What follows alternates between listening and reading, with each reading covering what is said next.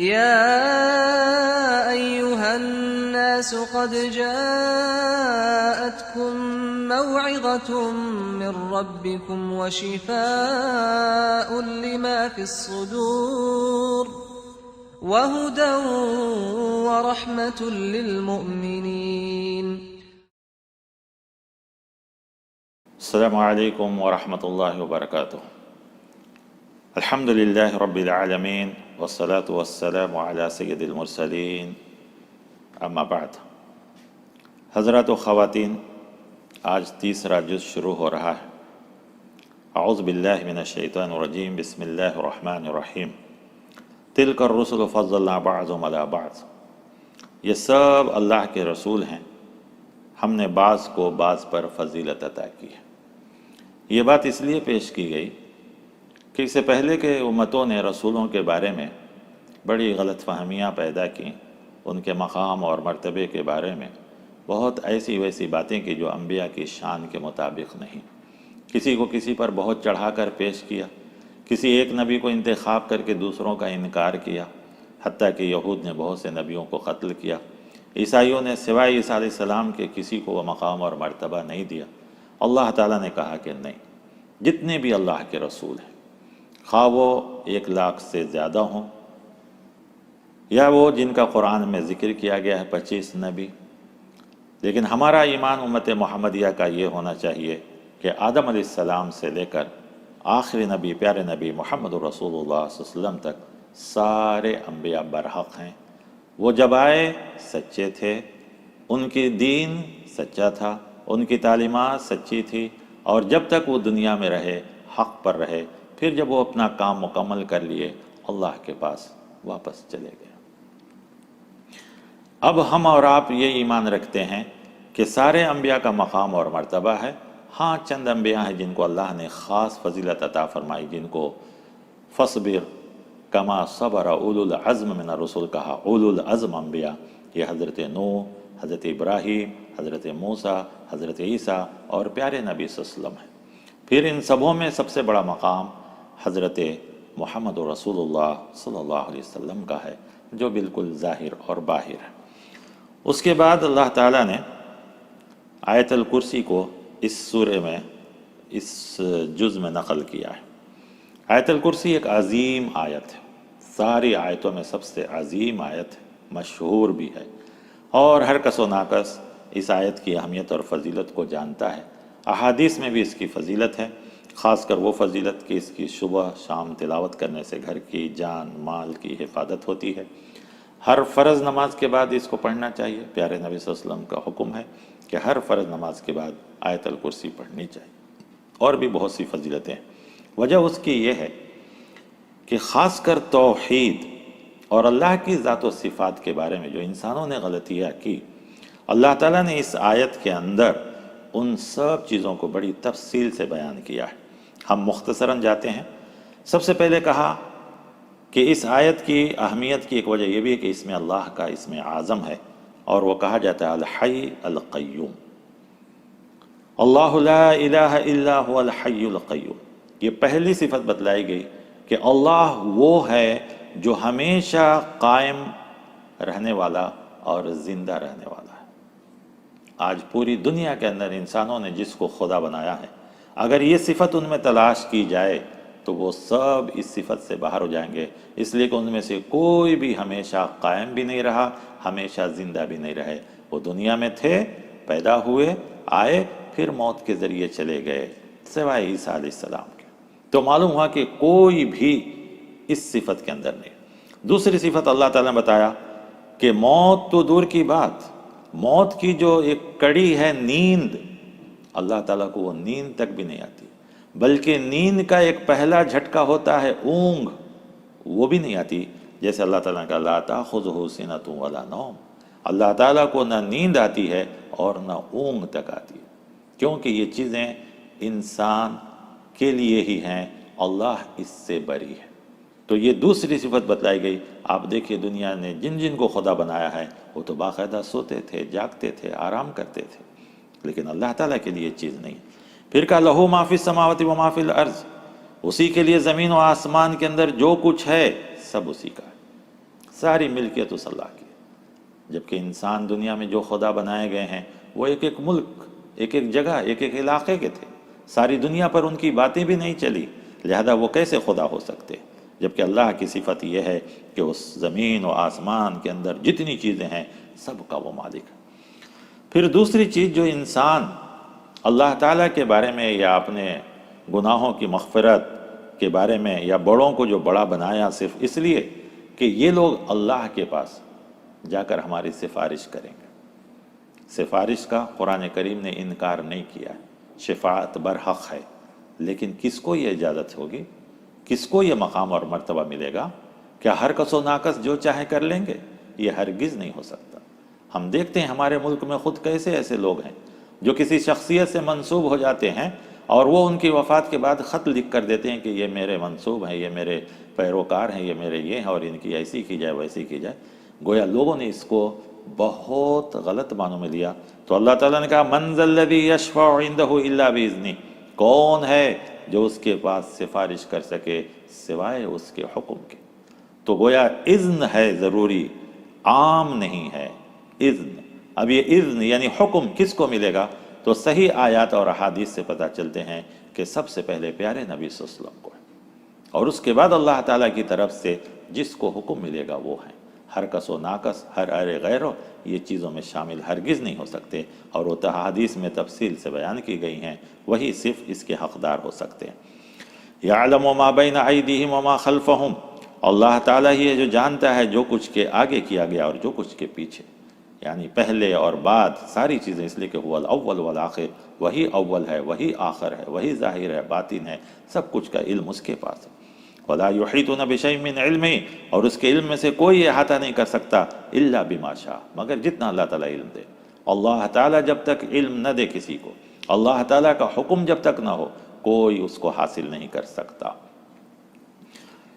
وَسِعَ كُرْسِيُّهُ السَّمَاوَاتِ وَالْأَرْضَ، زمین و آسمان کی کرسی یعنی طاقت اسی کے قبضے میں ہے۔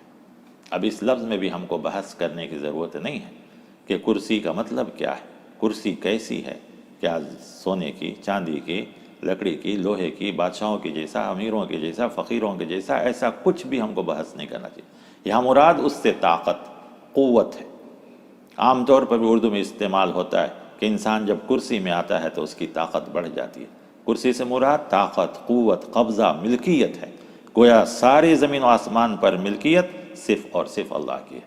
گویا اس کی کرسی پورے زمین، اس کی طاقت پوری زمین اور آسمان کو بیک وقت گھیرے ہوئی ہے، اور جہاں جس وقت جس جگہ جو کچھ بھی ہوتا ہے اللہ کے علم میں ہے۔ یہ اس سے مراد ہے۔ اتنی ساری چیزوں کے باوجود، کیونکہ اس زمین و آسمان میں کتنے کام ہو رہے ہیں، کیسے کیسے سیارے ہیں، سورج ہے، چاند ہے، دن ہے، رات ہے، انسان ہے، مخلوق ہیں، پرندے ہیں، چرندے ہیں، ان سب کی حرکات ہیں، ان سب کی زندگیاں ہیں، ان سب کو انجام دیتا ہے اللہ تعالیٰ، پھر بھی اللہ تعالیٰ رتی برابر تھکتا نہیں۔ وَلَا يَعُودُهُ حِفْظُهُمَا، اور ان سب کی حفاظت اللہ تعالیٰ کو نہیں تھکاتی۔ وَهُوَ الْعَلِيُّ الْعَظِيمُ، کیوں؟ اس لیے کہ وہ بلند ہے اور عظیم ہے، وہ ہر چیز سے بلند ہے اور ہر چیز سے بڑھ کر ہے، عظمت والا ہے۔ لہذا اس کے مقابلے میں اس کے جیسا، اس کا ایکول، اس کا ہمسر، اس کے برابر کوئی نہیں ہو سکتا۔ لہذا کسی بڑی سے بڑی شخصیت کو بھی اس کے ذات کے برابر یا شریک ہرگز نہیں کرنا چاہیے۔ پھر اس کے بعد اللہ تعالیٰ نے ایک بات یہ بھی بتلائی کہ دین میں کبھی زبردستی نہیں، یعنی ہم کسی کو زبردستی دین میں داخل نہیں کر سکتے۔ اپنی طاقت اور قوت کی وجہ سے کسی کو ہم کہیں کہ تم زبردستی مسلمان ہو جاؤ، یہ نہیں ہے۔ لیکن اس کا کوئی غلط مطلب یہ بھی نہ لے کہ ایک مسلمان سے کہا جائے کہ نماز پڑھو، روزہ رکھو، زکوٰۃ دو اگر صاحب حیثیت ہے، حج کرو صاحب حیثیت ہو، تو یہ اس میں نہیں آئے گا۔ یہ عام انسانوں کے لیے ہے کہ مان لیا کہ مسلمانوں کی حکومت ہو جائے تو اس ملک میں اگر کوئی غیر ہوں تو ان کو زبردستی دین میں داخل نہیں کیا جا سکتا۔ گویا یہ بتایا گیا کہ زمین پر کفر بھی باقی رہے گا، ہمیشہ سے مٹ نہیں سکتا۔ تو اگر اسلامی حکومت ہو، مسلمان کی حکومت ہو، اور اس ملک میں کوئی دوسرے مذہب کے رہیں گے تو ان کو دعوت تو دی جا سکتی ہے کہ اسلام اچھا ہے، بہتر ہے، تمہارے لیے بھی ہے، لیکن زبردستی طاقت اور قوت کی وجہ سے اس کو اسلام میں داخل نہیں کیا جا سکتا۔ اس کو بتایا جا سکتا ہے کہ دین اچھا ہے، بہتر ہے، دعوت دی جا سکتی ہے، زبردستی نہیں کیا جا سکتا۔ پھر اس کے بعد اکثر انسان ولی، دوست، ان سب چیزوں میں گمراہ ہوتا ہے، تو اللہ تعالیٰ کہتے ہیں کہ اللہ بھی ولی ہے، جیسے کہ آیت الکرسی کے بعد والی آیت میں کہا اللہ ولی الذین آمنوا، اللہ بھی ولی ہے، دوست ہے صاحب ایمان کا، ایمان والوں کا۔ تو اللہ تعالیٰ کیا کرتے ہیں؟ ایمان والوں کو گمراہی سے نکال کر روشنی کی طرف لاتے، ہدایت کی طرف، ضلالت سے ہدایت کی طرف، گمراہی سے روشنی کی طرف، ناکامی سے کامیابی کی طرف، باطل سے حق کی طرف، کفر سے اسلام کی طرف، شرک سے توحید کی طرف اللہ تعالیٰ لاتے ہیں ایمان والوں کو۔ والذین کفروا، لیکن جن لوگوں نے اللہ کا انکار کیا، اولیاءہم، ان کے بھی اولیاء ہیں، ان کے بھی ولی ہیں، طاغوت ہیں، شیطان ہیں۔ وہ کیا کرتا ہے؟ یخرج من النور، ان کو ہدایت سے گمراہی کی طرف لے جاتا ہے، اجالے سے اندھیرے کی طرف لے جاتا ہے، کامیابی سے ناکامی کی طرف لے جاتا ہے، علم سے نکال کر جہالت کی طرف لے جاتا ہے، حق سے نکال کر باطل کی طرف لے جاتا ہے۔ تو ہمیں چاہیے کہ اللہ کو اپنا دوست بنائیں، صاحب ایمان بنے، ایمان والے کی بات کو اللہ تعالیٰ کامیاب کرتا ہے۔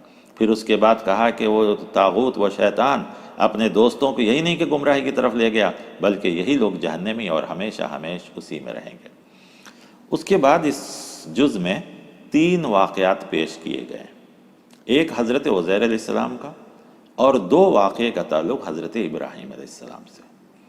ان تینوں واقعات میں کئی اہم باتیں بتلائی گئی، لیکن تینوں میں جو اصل چیز مشترک ہے وہ یہ کہ اللہ تبارک تعالیٰ جب چاہے کسی کو زندہ یا مردہ کر سکتا ہے، زندے کو مردہ کر سکتا ہے، مردے کو زندہ کر سکتا ہے۔ دوسری چیز اس میں یہ ہے کہ دعوت کا پہلو، ہمیں ہر آدمی کو دعوت دینی چاہیے۔ سامنے والا کئی طریقے سے انکار کرے گا، ہمیں نا امید نہیں ہونی چاہیے۔ اور ابراہیم علیہ السلام کے واقعے میں ایک خاص بات یہ بتلائی گئی کہ دعوت دینے والے کو، عمل کرنے والے کے لیے، ایمان والے کے لیے سب سے پہلے یقین ضروری ہے۔ تو آئیے ایک ایک واقعے کو مختصر لفظ میں دیکھیں گے۔ ابراہیم علیہ السلام کا پہلا واقعہ ہے کہ ابراہیم علیہ السلام جس بادشاہ کے پاس دعوت پیش کیے تو اس نے آپ سے بحث کیا، کہا کہ تم کس چیز کی مجھے دعوت دے رہے ہو؟ کہا ابراہیم علیہ السلام میرا رب وہ ہے جو زندہ کرتا ہے اور مردہ کرتا ہے، یعنی زندے کو موت دیتا ہے اور مردے کو زندگی دیتا ہے، زندگی اور موت کا ہے اللہ تعالیٰ حقدار ہے۔ تو وہ بادشاہ بڑا بیوقوف تھا، اس نے قید خانے سے 2 انسان کو بلایا، ایک کو قتل کر دیا، ایک کو چھوڑ دیا، کہا دیکھو میں جس کو چاہا موت دے دیا، جس کو چاہا زندہ رکھ دیا۔ ابراہیم علیہ السلام سمجھ گئے کہ یہ بہت زیادہ عقل مند ہے، اس کے سامنے یہ بات نہیں چلے گی، تو ابراہیم علیہ السلام نے ایک دوسری بات پیش کی، کہا میرا رب وہ ہے جو مشرق سے سورج، فَإِنَّ اللَّهَ يَأْتِي بِالشَّمْسِ مِنَ الْمَشْرِقِ، مشرق سے روزانہ سورج کو نکالتا ہے، ذرا تو ایک بار مغرب سے سورج کو نکال، ویسٹ سے۔ اب یہ بات تو ہو نہیں سکتی، لہذا بادشاہ مبہوت ہو گیا، عاجز ہو گیا۔ اب اسے کیا چاہیے تھا کہ اس دعوت کو قبول کر لینا۔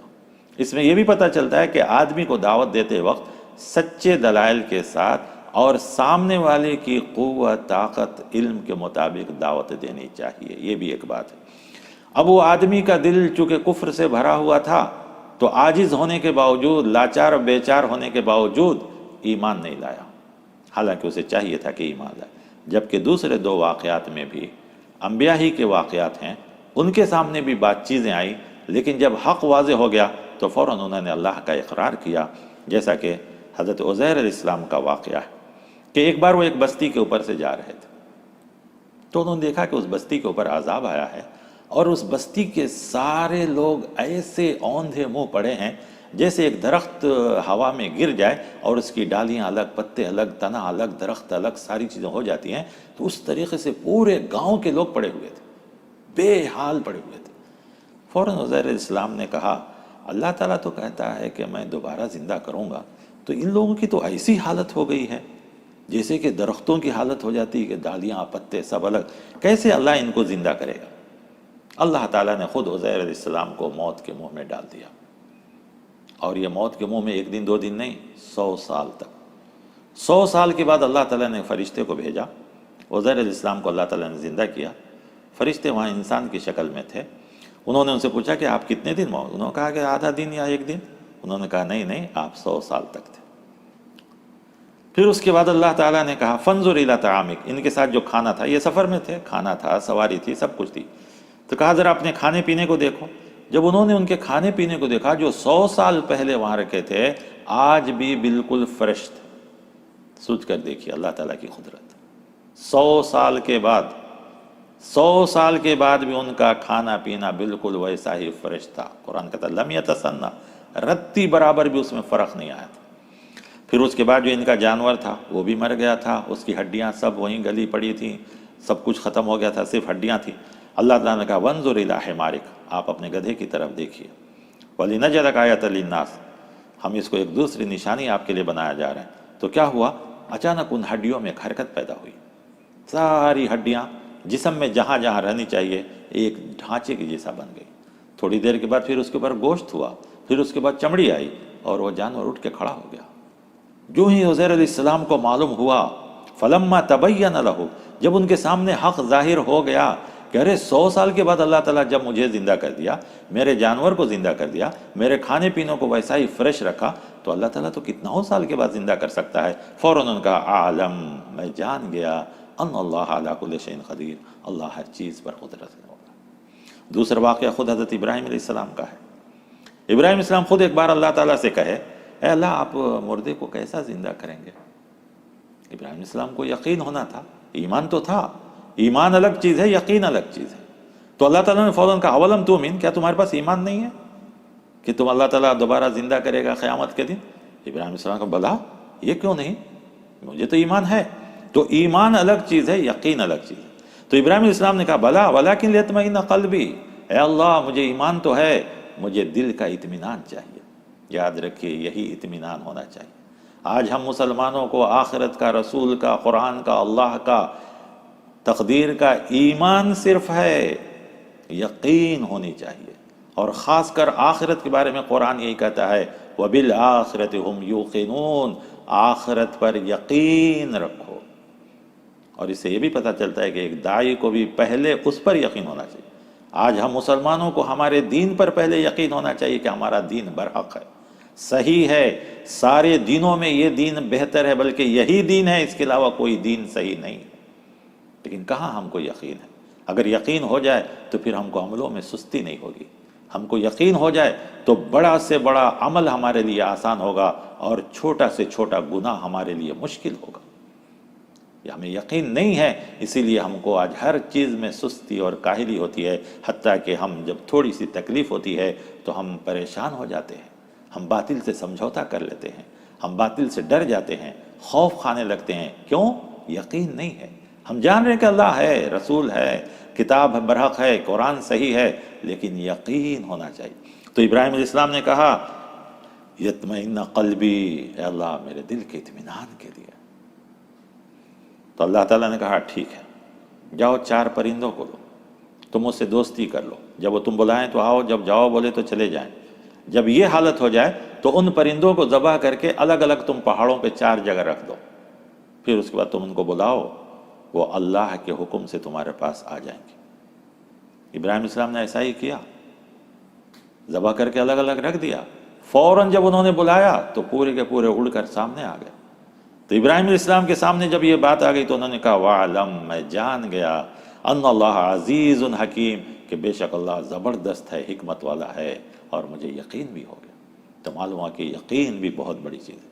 دوسری چیز ایک بتلائی جا رہی ہے کہ جانور جب انسان سے مانوس ہو جاتا ہے، ہم اس کو بلاتے ہیں تو آتا ہے، ہم جاؤ بولتے ہیں تو جاتا ہے، ہم کھلاتے ہیں تو کھاتا ہے.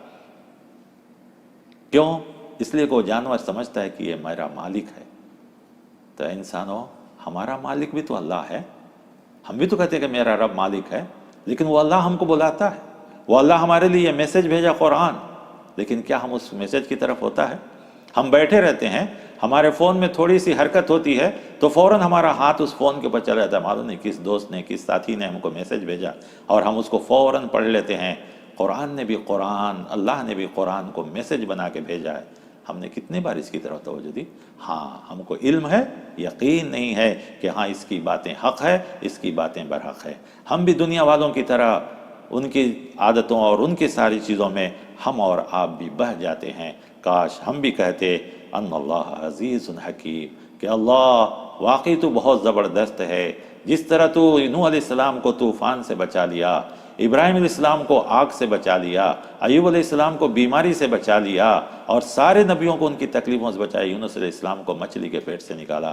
اے اللہ، اگر ہم کو بھی کوئی تکلیف، کوئی پریشانی ہے، یا آج مسلمانوں کو کوئی پریشانی ہے، تو نکالنے والا تو ہی ہے، تو ہی ہے اللہ، جو ایک ہی راستے سے موسیٰ علیہ السلام اور بنی اسرائیل کو بچا لیا، فرعون اور اس کے لشکر کو ڈبا دیا، ایک ہی وقت میں، ایک ہی راستے سے، تو ہے۔ تو یہ یقین اللہ پر ہونی چاہیے۔ آئیے ہم اس کے بعد بڑھتے ہیں۔ دوسرا سب سے بڑا موضوع اور بڑی تفصیل کے ساتھ اسی جز میں آیا ہے، وہ ہے انفاق فی سبیل اللہ، اللہ کے راستے میں خرچ کرنا۔ یہ بہت بڑی چیز ہے۔ اس سے پہلے اس یقین کی بات کہہ دیا گیا ہے، کیونکہ سب سے مشکل کام ہے مال خرچ کرنا۔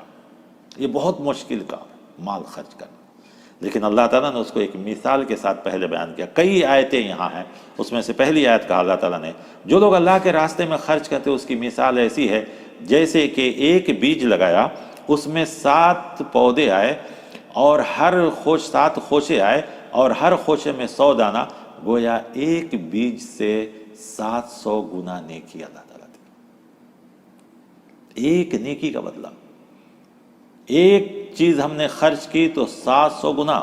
صرف یہی نہیں، اللہ تعالیٰ کہتے ہیں واللہ یضاعف لمن یشاء، اللہ کسی کو چاہے گا تو دگنا بھی دے گا، مطلب اس سے 100 سے بھی بڑھ کر دے گا، یہ اس کے اندر جس کو یقین اور اخلاص ہوگا۔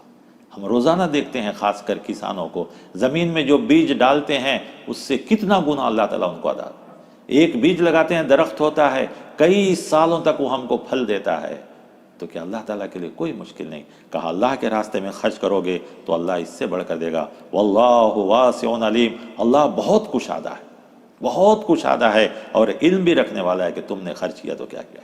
یہاں کئی آیتوں میں ہے، ایک ایک آیت کا میں ترجمہ، ہم اور آپ سنتے ہیں کہ اللہ کا خوف اور اللہ تعالیٰ کا ڈر کن کن کو نہیں ہوگا، تو یہاں ایک آیت میں کہا جو لوگ اللہ کے راستے میں اپنا مال خرچ کرتے ہیں اور پھر اس کو پیچھا نہیں کرتے، یعنی احسان نہیں جتلاتے، یا جس کو دیتے ہیں اس کو تکلیف نہیں دیتے، ان کے لیے ان کے رب کے پاس اجر ہے، ولا خوف علیہم ولا هم يحزنون، اور ان کو کوئی خوف اور کوئی غم نہیں ہوگا۔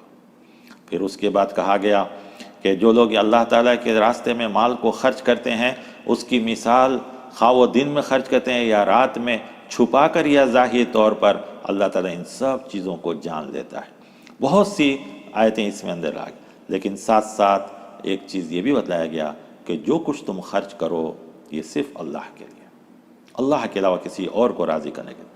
اگر اللہ کے علاوہ کسی کو راضی کریں گے یا دکھاوے کے لیے خرچ کریں گے تو اللہ تعالیٰ نے کہا قول معروف ومغفرۃ خیر من صدقۃ یتبعها اذى، کہ اچھی بات کہہ دینا یہ اس صدقے سے بہتر ہے جو صدقہ دے کر کسی کو تکلیف دیا گیا ہو۔ اچھی بات کہا جائے۔ اچھا، اگر کوئی آدمی مال نہیں خرچ کیا، غریب مسکین آیا، تو کہا گیا کہ اس کو نرمی سے کہہ دو کہ بھائی ہمارے پاس نہیں، جھڑکو نہیں، برا نہ سمجھو۔ دوسرا یہ کہ مال نہیں دے سکتے ہیں تو کم سے کم اس کو ایسی بات بتلا دو، ایسے طریقے بتلا دو جس کی وجہ سے اس کی غریبی، اس کی غربت، یا اس کی دل کی تکلیف، یا اس کی زندگی کی پریشانی دور ہو جائے۔ کوئی اچھا راستہ بتلا دو، کوئی اچھی بات بتلا دو، کوئی اچھے مشورے دے دو، یہ سب قول معروف میں آتا ہے۔ دوسری چیز کہا گیا کہ اگر کوئی آدمی مال خرچ کرنے کے بعد ریاکاری کرتا ہے، دکھاوا کرتا ہے یا احسان جتلاتا ہے، تو کہا گیا کہ اس کا صدقہ خود بخود اپنے ہاتھوں سے اس نے خراب کر لیا۔ جیسے کہ یا ایھا الذین آمنوا لا تبطلوا صدقاتکم بالمن والاذی، تم اپنے مال کو، صدقات کو اپنے ہی ذریعے احسان جتلا کر یا تکلیف دے کر خرچ مت کرو۔ اس کے لیے اللہ تعالیٰ نے ایک مثال بھی دیا کہ آدمی جب مال خرچ کرتا ہے تو اللہ تعالیٰ اس کو آخرت میں نیکیوں کے ساتھ بڑھاتا ہے۔ جیسے درخت بڑھتے ہیں، اور جیسے جیسے درخت بڑھتے ہیں تو اس میں پھل اور زیادہ لگتے ہیں، اس میں پتے اور زیادہ ہوتے ہیں، اس کا سایہ اور زیادہ ہوتا ہے، یا یوں کہ اللہ تعالیٰ اس کی نیکیوں کے ایک باغ کے جیسا بنا دیتے ہیں، اور اس باغ میں ہر قسم کا پھل ہوتا ہے۔ تو اللہ تعالیٰ یہاں ایک مثال دے رہے ہیں کہ ایک آدمی ہے جو بڑھاپے کو پہنچ گیا اور اسے کوئی اولاد بھی نہیں، یا اگر ہے تو وہ بہت کمزور ہے جو اس کو بڑھاپے میں کام نہیں آ سکتی، ساتھ نہیں دے سکتی۔ اب اس کے پاس صرف ایک ہی چیز ہے، ایک باغ ہے، اور وہ باغ بہت بڑا ہے، اور اس میں ہر قسم کے درخت ہیں، ہر قسم کے پھل ہیں، اور پھل خوب آیا ہوا ہے۔ آدمی باغ میں جاتا ہے، باغ کو دیکھتا ہے تو اس کے چہرے پہ مسکراہٹ ہوتی ہے، خوشی ہوتی ہے کہ میرا باغ کافی پھل آیا ہوا ہے، میں اس سال بہت آرام سے گزار سکتا ہوں۔ ابھی اسی سوچ میں رہتا ہے کہ اچانک ایک آگ آتی ہے اور پورے باغ کو جلا دیتی ہے۔ ذرا سوچ کر دیکھیں اس انسان کے اوپر کیا گزرے گا۔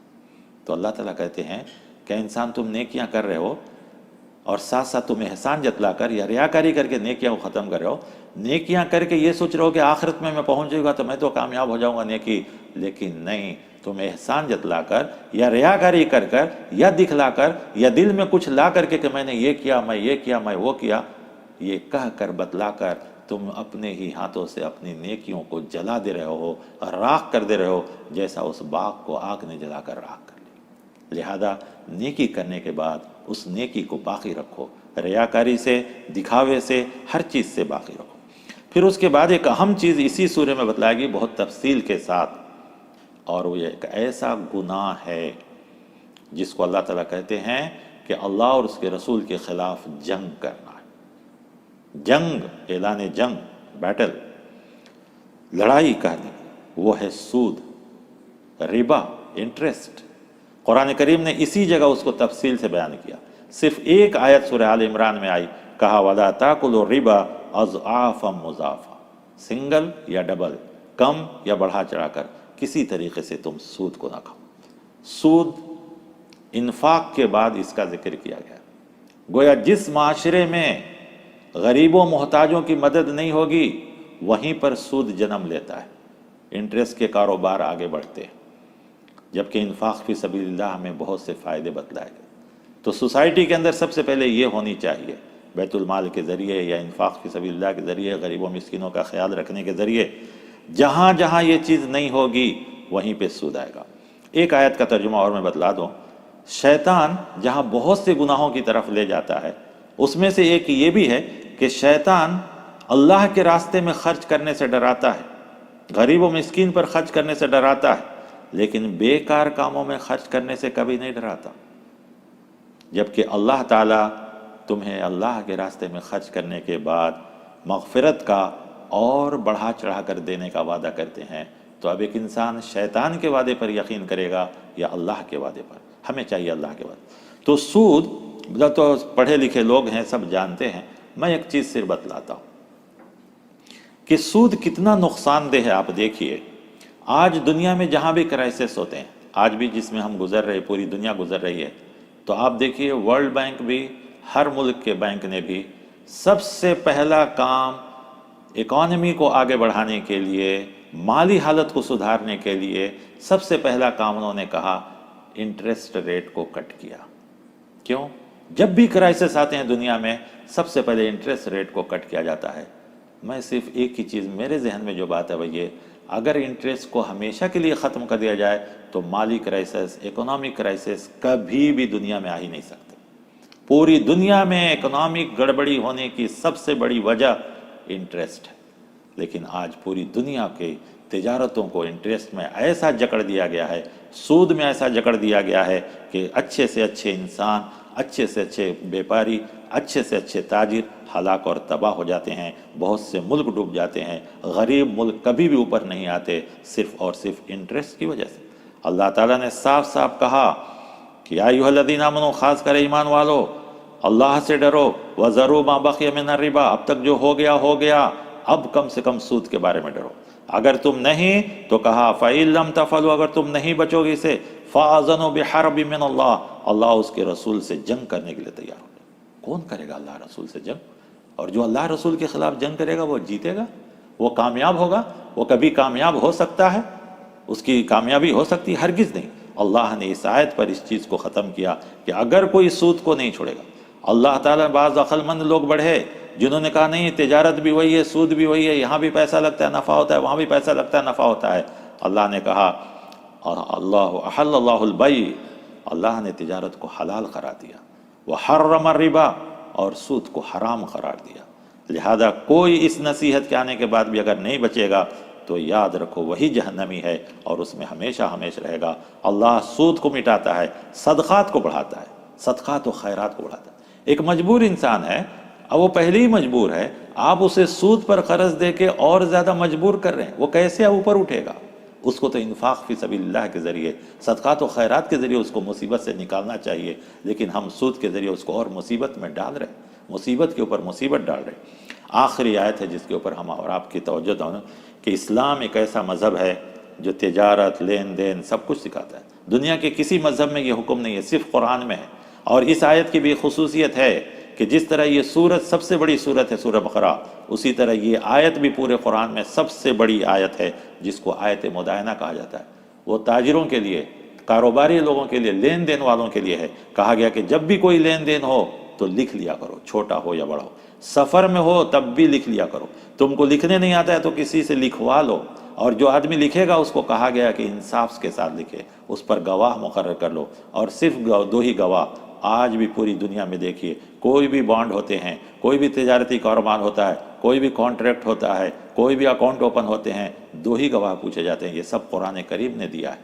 تو یہ لمبی آیت ہے، اس میں ایک بہت بڑی بات، آخر میں ایک اہم بات جو اس سورے کو ختم کیا گیا ہے دعا پر۔ کیوں کہ اس سورے کے اندر، سورۃ البقرہ میں پورے احکام، پورے قوانین، پورے فضائل، پورے جو ہے دستور، ساری چیزیں بیان کی، حلال حرام سب کچھ گیا، پوری شریعت۔ آخر میں اللہ تعالیٰ نے دعا کرنے کے لیے کہا، وہ کہا کہ سب سے پہلے کہا لا یکلف اللہ نفسا، ہم کسی نفس کو تکلیف نہیں دیتے۔ گویا یہ شریعت تکلیف کی چیز نہیں، یہ شریعت اتنا ہی ہے جتنا ہم برداشت کر سکتے ہیں، ہم عمل کر سکتے ہیں، لہذا شریعت کے کسی بھی قانون کو مشکل نہ سمجھیں۔ ہاں اگر کوئی تکلیف ہوتی ہے تو اللہ تعالیٰ سے دعا کرو۔ رہ گیا انسان ہو، کبھی تمہیں تکلیف ہوگی، کبھی گناہ سرزد ہو جائیں گے تو نا امید مت ہو، اللہ تمہیں معاف کرنے والا ہے، اللہ سے معافی چاہو، اللہ معاف کرنے والے۔ پھر کہا گیا کہ سارے رسولوں پر ایمان لاؤ، کسی کو فرق نہ کرو، اور کہو کہ اللہ آپ بخشنے والے، رحم کرنے والے ہیں۔ پھر اس کے بعد دو دعائیں سکھائی گئی، یہ خاص کر آخری دعایتوں کو حضرت علی رضی اللہ عنہ سے روایت ہے کہ ہر وقت سوتے وقت پڑھ کر کے اپنے آپ کو حساب کرنا چاہیے کہ آج کے پورے دن میں ہم نے کتنی نیکی کی، کتنے گناہ کیے، کتنے اچھے کیے، کتنے برے کیے، حساب کرنا چاہیے۔ جس طرح ایک بیپاری شام کو فیصلہ کرتا ہے کہ آج دن بھر میں نے کتنا کمایا، کتنا حاصل کیا، کتنا نفع ہوا، اسی طرح چاہیے کہ ہم نے دن بھر میں کتنی نیکیاں کی، کتنی۔ تو سوتے وقت ان آیتوں کو ضرور تلاوت کر کے اپنا حساب و کتاب کرنا چاہیے اور دعا کرنی چاہیے۔ اور ربنا لا تؤاخذنا ان نسینا واخطانا، اے اللہ اگر ہم سے غلطی ہو جائے، بھول ہو جائے تو ہماری پکڑ نہ کیجیے، کیونکہ ہم انسان ہیں، بھول بھی ہو سکتی ہے، غلطیاں بھی ہو سکتی ہے، اے اللہ ہم سب کی پکڑ نہ کیجیے۔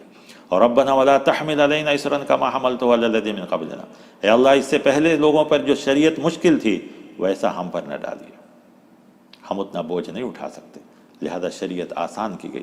پھر اس کے بعد کہا ولا تحملنا ما لا طاقت لنا به، جس کی طاقت ہم نہیں رکھتے ہیں اے اللہ ویسے بھی بوجھ ہم پر نہ ڈالیے۔ واعف عنا، اے اللہ ہم سب کی درگزر فرمائیے۔ واغفر لنا، ہم سب کی بخشش فرمائیے۔ وارحمنا، ہم سب پر رحم فرمائیے۔ کیوں؟